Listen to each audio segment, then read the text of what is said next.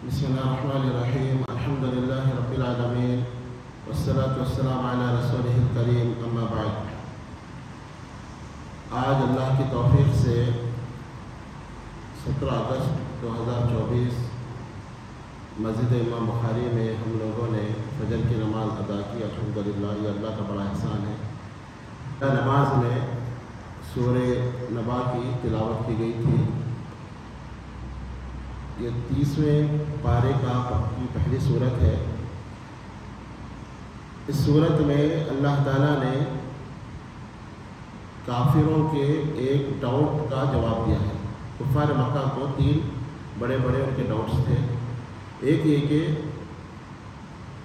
अल्लाह एक है, तौहीद के ऊपर उनको शक था। दूसरे ये कि अल्लाह के नबी रसूल हैं, उनके ऊपर शक था। और तीसरे ये कि क़यामत आएगी, उसके ऊपर बड़ा डाउट था। कैसे आएगी क़यामत? एक आदमी मर जाएगा, मिट्टी मिट्टी हो जाएगा और उसका वजूद ख़त्म हो जाएगा, तो फिर दोबारा कैसे उसको ज़िंदा किया जाएगा? तो अल्लाह ताला ने मक्की सूरतों में इन 3 टॉपिक पे बहस की है। ये सूरह नबा, ये भी मक्की सूरत है। और मक्की सूरत किसको कहते हैं? जो हिजरत से पहले नाज़िल हुई वो मक्की सूरत है, और जो हिजरत के बाद नाज़िल हुई वो मदनी सूरत कहा जाता है। तो कुफ़ार मक्का ने उनके उस डाउट का जवाब दिया यहाँ पर कि ये लोग क़यामत के बारे में अम्मा यतसाअलून अनिन नबइल अज़ीम, क़यामत के बारे में लोग पूछते हैं आपसे, तो इनको कहो कि वो अनक़रीब आएगी क़यामत, क्यों नहीं आएगी? उसके बाद अल्लाह ताला ने अपनी कुदरत की 11 दलीलें पेश की। अलम नजअलिल अर्ज़ मिहादा, उस अल्लाह ने ज़मीन को तुम्हारे लिए बिछौना बना दिया। वल जिबाला औतादा, पहाड़ों को गाड़ दिया। ये पूरी ऐसी चीज़ें हैं जो अक़ल में आने वाली नहीं। ज़मीन इतनी बड़ी अल्लाह ने बिछा दिया है, इसमें तुम गौर करो। जब ये ज़मीन का बिछाना अल्लाह के लिए आसान है, तो फिर क़यामत तुमको दोबारा ज़िंदा करना कौन सा मुश्किल है? 7 आसमान अल्लाह ने मजबूत बना दिए हैं तुम्हारे ऊपर। एक जगह फरमाया अंतुम अशद्दु ख़ल्क़न मिस समाउ बनाहा, कि तुम्हारी पैदाइश ज़्यादा मुश्किल है या आसमानों की? आसमान तो एक सख्त मखलूक है, अल्लाह की एक बहुत बड़ी मखलूक है। अल्लाह ने जब आसमानों को बनाया तो तुम्हारी क्या हैसियत है? तो अल्लाह ताला ने 11 दलीलें पेश करके फिर अल्लाह ने फरमाया इन्ना यौमल फ़स्ली काना मीक़ाता, बेशक फ़ैसले का दिन ये तो मुक़र्रर है, ये तो आके रहेगा। इन्ना यौमल फ़स्ली काना मीक़ाता यौम युनफ़ख़ु फ़िस्सूर फ़तअतूना अफ़वाजा, और जब सूर फूंका जाएगा तो तुम फ़ौज दर फ़ौज अल्लाह के सामने हाजिर होंगे। ये दूसरे सूर का जिक्र है। पहला सूर फूंका जाएगा, पूरे लोग बेहोश हो जाएंगे, सब मर जाएंगे, हर चीज़ फना हो जाएगी।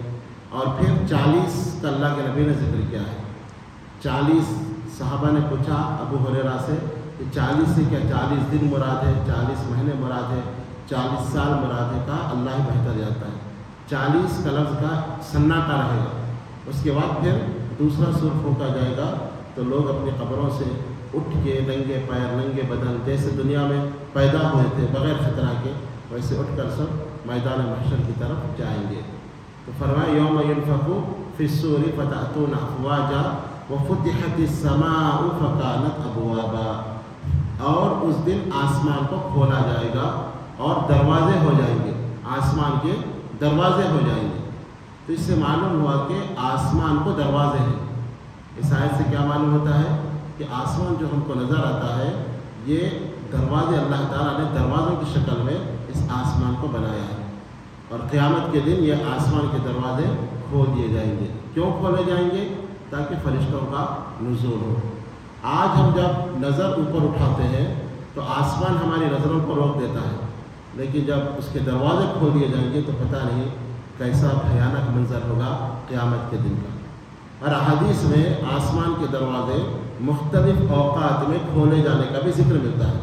जैसे आप बार बार सुनते मशहूर हदीस है अबू हुरैरा रज़ियल्लाहु अन्हु की, नबी अकरम सल्लल्लाहु अलैहि वसल्लम ने फरमाया इज़ा दख़ल रमज़ान फ़ुतिहत अबवाबुस समा, जब रमज़ान दाखिल होता है तो आसमान के दरवाज़े खोल दिए जाते हैं ताकि बंदों पर अल्लाह ताला अपनी रहमत को नाज़िल करे। तो जब रमज़ान की पहली रात आती है तो आसमान के दरवाज़े खुल जाते हैं। और इसी तरह आप सल्लल्लाहु अलैहि वसल्लम ने फरमाया कि ज़वाल के वक्त भी आसमान के दरवाज़े खोल दिए जाते हैं। सलमा बिन अकवा रज़ियल्लाहु अन्हु की एक रिवायत है इब्रानी के अंदर, वो फरमाते हैं कि अल्लाह के नबी सल्लल्लाहु अलैहि वसल्लम ज़वाल के वक्त का बड़ा इंतज़ार करते थे। ज़वाल का वक्त का माना, ज़वाल किसको बोलते हैं? ظہر کی نماز جی جی ڈھل جاتا ہوں. ظہر زوال کا مطلب سورج جو ہے ظہر سے ڈھل جانا، زوال ختم ہونا، یعنی اوپر جو سورج ہوتا ہے جیسے ظہر کا وقت شروع ہو جاتا ہے، ظہر کا وقت کو زوال کے بعد کا وقت کہتے ہیں. تو زوال کے بعد کا اللہ کے نبی بڑی شدت کے ساتھ اس کا انتظار کرتے، بلکہ اہتمام کرتے، اور زوال کے وقت آپ وضو وغیرہ کر کے تیار رہتے. جیسے سورج ڈھل جاتا تو آپ صلی اللہ علیہ وسلم نمازیں پڑھا کرتے تھے. تو سلمہ بن اقوال نے اس کی وجہ پوچھی تو آپ صلی اللہ علیہ وسلم نے فرمایا کہ زوال کے وقت آسمان کے دروازے کھول دیے جاتے ہیں. اسی لیے آپ دیکھیں کہ ظہر کی نماز کو سنت موقدہ جو ہے ظہر میں زیادہ رکھا گیا. سنت موقدہ کتنی ہے دن بھر میں؟ پورے دن میں جی جزاک اللہ 12. سنت موقدہ کتنی ہے؟ یہ تو چھوٹی چھوٹی باتیں ہیں، معلوم رکھنا ضروری ہے. میں اس لیے پوچھ رہا ہوں کہ آپ لوگ سونے کی کوشش نہ کریں. فجر میں عام طور پہ کیا ہوتا ہے، درس دیتے ہیں اور نیند پوری کر لیتے ہیں. کیا پھر سر تو ذرا سوال کرے تو کیا ہے، آدمی حاضر رہتا ہے. کون سے 12 سنت موقدہ؟ ظہر کے 4 ہیں جی، اور مغرب کے 2 ہیں جی گنتے جاؤ کتنے ہو رہے؟ عصر کے 4 ہیں، عصر کے 2 ہیں اور عشاء کے 2 ہیں. نہیں صحیح نہیں، فجر کے 2 ہیں. آپ بولیے. فجر کے 2 جی ظہر کی 6 فرض نماز سے پہلے 2 جی 4 جی نماز کے بعد 2 جی 6 جی اور عشاء کی نماز کے بعد 3 3 کا موقدہ سنت موقدہ کرتے ہیں. عشاء کی نماز سے پہلے 2 عصر کی 2 نہیں کتنے ہو رہے؟ فجر کے 2 ہے، جی. ظہر کی فرض نماز سے پہلے 4 ہے، فرض نماز کے بعد 2 ہے، جی مغرب کی گنتے نماز جاؤ. کے بعد 2 ہے، جی فرض نماز کے بعد عشاء کی فرض نماز کے بعد 2. جی جزاک اللہ خیر. اب صحیح جاؤ. کیا نام آپ کا؟ عبدالرحمن عبدالرحمن عبدالحمید. عبدالحمید ماشاء اللہ. یہ 12 رکعت کی حدیث میں بڑی فضیلت آئی ہے. آپ صلی اللہ علیہ وسلم نے فرمایا کہ جو سنت موقدہ پڑھتا ہے، ادھر دیکھو بھائی، جو سنت موقدہ کا اہتمام کرتا ہے اللہ تعالیٰ جنت میں اس کے لیے گھر بناتا ہے. بڑی فضیلت ہے اس کی. جو دن بھر میں 24 گھنٹوں میں 12 رکعت سنت موقدہ پڑھتا ہے، اللہ تعالیٰ جنت میں اس کے لیے گھر بناتا ہے. کتنے سنت موقدہ؟ 12. یاد رکھیں. فجر سے پہلے 2، ظہر سے پہلے 4، کتنے ہو گئے؟ 6. پھر ظہر کی فرض نماز کے بعد 2، کتنے ہو گئے؟ 8. پھر مغرب کی فرض نماز کے بعد 2، کتنے ہو گئے؟ 10. پھر عشاء کی فرض نماز کے بعد 2، کتنے ہو گئے؟ 12. تو ان 12 رکعتوں میں جو مؤکدہ ہے، اس میں آپ دیکھیں آدھی رکعت تو کون سی نماز میں ہے؟ ظہر میں 6 ہے، یعنی ظہر سے پہلے 4، ظہر کے بعد 2. یعنی ان 5 نمازوں میں 12 ہے، لیکن ایک ہی نماز میں 6 ہے. تو اس سے اندازہ لگائیے کہ یہ وقت بڑا قیمتی ہوتا ہے. اسی لیے 6 رکعت سنت موقدہ پڑھتے ہیں. کیوں؟ وجہ کیا ہے کہ اس وقت میں آسمان کے دروازے کھول دیے جاتے ہیں. آسمان کے دروازے کھول دیے جاتے ہیں. اسی لیے آپ صلی اللہ علیہ وسلم کہتے تھے میں چاہتا ہوں کہ زیادہ سے زیادہ اس وقت عبادت کروں. بلکہ بعض روایتوں میں یہ ہے کہ نبی صلی اللہ علیہ وسلم ظہر کی نماز کو بڑی لمبی پڑھتے تھے. حالانکہ سری نماز ہے، لیکن آپ لمبی نماز پڑھا کرتے تھے. یہاں تک کہ اگر کوئی آدمی جماعت ٹھہرنے کے بعد آئے اور وہ بقی جا کر قضاء حاجت سے فارغ ہو، پھر وضو کر کے آئے، تب بھی اللہ کے نبی کی پہلی رکعت چلتی تھی. جو لوگ مدینہ گئے ہوں جانتے ہیں کہ جہاں امام ٹھہرتا ہے وہاں سے بقی جو قبرستان ہے وہ کتنی دور ہے. اتنی دور اس زمانے میں وہاں قضاء حاجت کو جاتے تھے، کیونکہ گھروں میں بیت الخلاء وغیرہ نہیں ہوتے تھے، تو وہ جھاڑیاں وغیرہ زیادہ تھیں تو لوگ اس جگہ جاتے تھے. تو ظہر کی جماعت کھڑی ہونے کے بعد ایک آدمی وہاں جا کر قضاء حاجت سے فارغ ہوتا، پھر واپس آتا، تب بھی ظہر کی نماز چلتی رہتی تھی. تو اللہ کے نبی صلی اللہ علیہ وسلم اس وقت زیادہ اہتمام کرتے تھے. اس کی وجہ آپ نے کیا بتائی کہ یہ وہ وقت ہے کہ آسمان کے دروازے کھول دیے جاتے ہیں. بلکہ امام البانی رحمہ اللہ نے 5-6 اوقات کا ذکر کیا جہاں آسمان کے دروازے کھول دیے جاتے ہیں. ایک روایت میں ایک صحابی آئے نماز پڑھنے کے لیے. انہوں نے اللہ اکبر ہاتھ باندھا اور انہوں نے کہا اللہ اکبر کبیرہ والحمد للہ کثیرہ وسبحان اللہ بکرۃ واسیلہ. نماز کے بعد آپ سے سب نے پوچھا کہ من القائل، کہنے والا کون ہے، کس نے الفاظ کہے؟ صحابی نے کہا میں نے کہے. آپ نے فرمایا کہ اللہ تعالیٰ نے تمہارے ان الفاظ کی وجہ سے آسمان کے دروازے کھول دیے۔ تو مختلف اوقات میں اللہ تعالیٰ اپنے بندوں کی پر رحمت نازل کرنے کے لیے آسمان کے دروازے کھول دیتا ہے۔ اور یہاں فرمایا وہ فتحت السماء وکانت ابوابا، کہ اس دن آسمان کے دروازے کھول دیے جائیں گے۔ یہ تو پہلا مرحلہ ہوگا۔ اس کے بعد فرمایا والسماء کشطت، آسمان کی کھال اکھاڑ دی جائے گی، بلکہ آسمان بھی ریزے ریزے ہو جائے گا، ٹوٹ جائے گا۔ یہ بتدریج اس کی کیفیت بتائے گی قیامت کے دن، بلکہ فرمائے کہ آسمان ختم کر دیا جائے گا اور اس کی جگہ نیا آسمان اللہ تعالیٰ قیامت کے دن پھر پیدا کر دیں گے۔ تو آسمان ایک عظیم مخلوق ہے، لیکن قیامت کی ہولناکی کا اندازہ لگائیے کہ وہ آسمان بھی اس کے دروازے کھول دیے جائیں گے اور وہ ریزہ ریزہ اور ٹکڑے ٹکڑے ہو جائے گا، جبکہ یہ بڑی قوی مخلوق ہے، شدید اور قوت والی اللہ کی مخلوق ہے۔ بلکہ آپ صلی اللہ علیہ وسلم نے ایک حدیث میں فرمایا کہ آسمان کی جو موٹائی ہے، موٹائی صرف تھکنس، یہ 500 سال کی مسافت ہے۔ یعنی اس کی موٹائی آسمان کی کتنی ہے؟ ایک آدمی سفر کرتا رہے بغیر کسی رکے ہوئے، کنٹینیو، آپ سمجھے کار میں بیٹھ کر آپ جاتے رہے، کتنے سال؟ 5 سال نہیں، 10 سال نہیں، کتنے سال؟ 500 سال تک بغیر کسی رکے ہوئے، نہ کوئی سوئے نہ کھائے، بس کنٹینیو چلتے رہے، تو کتنی دور تک وہ پہنچے گا؟ وہ آسمان کی موٹائی پہلے آسمان کی۔ تو اتنا ایک عظیم اللہ کی مخلوق، لیکن قیامت کا اثر اس پہ یہ ہوگا کہ وہ آسمان بھی کیا ہوگا؟ ٹکڑے ٹکڑے ہو جائے گا۔ تو ہمارا کیا حال ہوگا؟ اندازہ لگائیے۔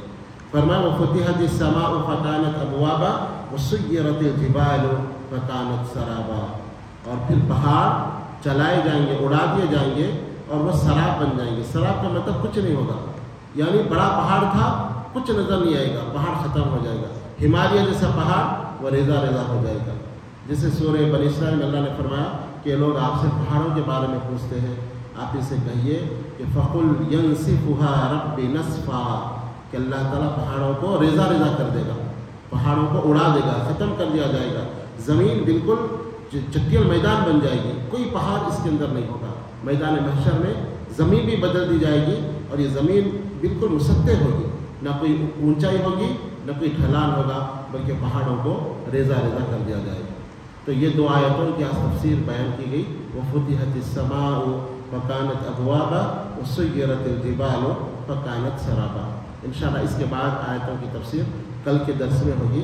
اس سے پہلے کی تفسیر اس لیے نہیں بیان کی گئی کہ اس سے پہلے مسجد عمر بن خطاب میں نے تفسیر بیان کیا تھا، آپ یوٹیوب پہ اس کو دیکھ سکتے ہیں شروع سے، یعنی اما یتساءلون شروع کی آیتوں کی تفسیر یہاں تک ہم نے وہاں بیان کر دی تھی۔ اور اس سے پہلے سورہ فاتحہ کی تفسیر مسجد میر امتیاز علی میں تقریباً 104 قسط ہیں اس کے، یا 102 قسط ہیں تفسیر کے ساتھ مسجد میر امتیاز علی میں، وہ بھی آپ یوٹیوب پہ دیکھ سکتے ہیں۔ سورہ فاتحہ کی تفسیر ہو گئی تھی اور سورہ نبا کی تفسیر شروع ہو گئی تھی، لیکن یہاں آ کر تقریباً 1 سال کا عرصہ ہوا، تفسیر رک گئی تھی۔ تو صدر صاحب نے کل مجھ سے کہا کہ آپ فجر میں یہاں آئیں اور جو ہے تفسیر آپ بیان کریں ایک نماز کے لیے۔ تو میں نے کہا کہ ٹھیک ہے، جب تک انشاءاللہ یہاں رہیں گے اور موقع رہے گا تو جو ہے انشاءاللہ جو آتے رہیں گے۔ تو انشاءاللہ جو ہے تفسیر یہ ریکارڈ کرنے کا مقصد ہی یہ ہے، نہ کوئی ہم بڑے عالم ہیں، بلکہ ایک چیز جو ہے یوٹیوب پہ کیا محفوظ ہو جاتی ہے، آج سے 10 سال کے بعد بھی کوئی دیکھے، ورنہ کیا ہوتا ہے آپ لوگ تو سوتے رہتے ہیں، کوئی سمجھتا ہے نہیں سمجھتا، اور جو ہے اس طرح معاملہ ختم ہو جاتا ہے۔ تو ریکارڈ بھی تو کل کے دن کوئی بھی اگر اس کو دیکھے سنے، اللہ تعالیٰ ان کو ہدایت دے۔ ایک لفظ بھی بعض وقت ہدایت کا سبب بن جاتا ہے، ایک بات کسی کی دماغ کو کسی کی لگ گئی تو وہ اس کی ہدایت کا ذریعہ بن جاتی ہے۔ پتہ نہیں کبھی کوئی آدمی بول دے کوئی بات اس کو سمجھ میں آ جائے تو وہ ہدایت کا ذریعہ بن جاتی ہے۔ اسی لیے حکم دیا گیا ہمیشہ اچھی بات کہا کرو۔ سعودی عرب کا ایک واقعہ میں پڑھ رہا تھا، ریاض میں ایک بنگالی پیٹرول پمپ پہ تھا، اور عام طور پہ بنگالیاں پیٹرول پمپ پہ یعنی چھوٹے چھوٹے کام کرتے ہیں، پڑھے لکھے نہیں ہوتے۔ تو ایک عیسائی ڈاکٹر کہتا ہے کہ میں جب ہاسپٹل جاتا تو راستے میں پیٹرول پمپ آتا، میں اس سے پیٹرول بھراتا تو پیٹرول بھر کے یہ کہتا اسلام کوئس، اس کو عربی زیادہ نہیں آتی، رب زبان میں کیا کہتا پیٹرول بھر کے بنگالی اسلام کوئس، یعنی اسلام اچھا ہے، یہ کہتا میں چلے جاتا۔ روز کا یہ معمول تھا، جب بھی میں پیٹرول بھرتا وہ کہتا اسلام کوئس۔ تو یہ ڈاکٹر کہتے ہیں کہ ایک دن میرے ذہن میں آیا کہ بار بار اسلام اچھا کہہ رہا ہے، آخر دیکھیں اسلام میں ہے کیا ہے۔ پھر وہ اسلام کے بارے میں پڑھا، قرآن لیا، وہاں جالیات پہنچا اور مطالعہ کیا، پڑھا، تو کہتا ہے کہ اسلام میرے دل میں اتر گیا اور میں مسلمان ہو گیا۔ تو یہ ایک چھوٹی سی اس کی بات، یہ ایک ان پڑھ آدمی کی کہ اسلام اچھا ہے، اس کے دل پہ اثر کر گئی اور اس کے اسلام لانے کا سبب بنا۔ اسی لیے ہم کو چاہیے کہ ہم خیر کی باتیں کرتے رہیں، پتہ نہیں کب کس کے دل میں اتر جائے اور اس کی ہدایت کا وہ ذریعہ بنے۔ اللہ تعالیٰ سے دعا ہے کہ اللہ تعالیٰ ہمیں ریاکاری سے ہماری حفاظت فرمائے اور اخلاص کے ساتھ اس کے دین کی خدمت کرنے کی توفیق عطا فرمائے۔ آمین یا رب العالمین۔ وآخر دعوانا الحمد للہ رب العالمین۔ سبحان اللہ وبحمدہ، سبحانک اللہم وبحمدک، واشہد ان لا الہ الا انت، استغفرک واتوب الیک۔